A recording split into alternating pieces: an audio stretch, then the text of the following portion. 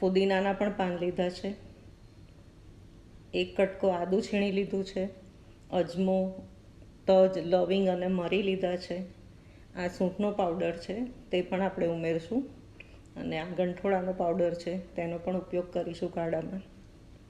તો ચાલો બનાવવાનું શરૂ કરીએ આપણે.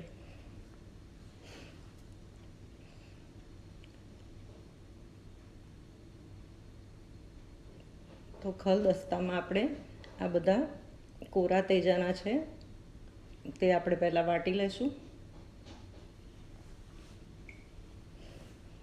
આ કાઢો કોઈ પણ નાના મોટા વડીલો પણ પી શકે છે અને નાના બાળકોને પણ આપી શકાય છે. કોઈ સાઈડ ઇફેક્ટ નથી, ઘરની જ બધી સામગ્રીથી બની જાય છે. અને તુલસી તો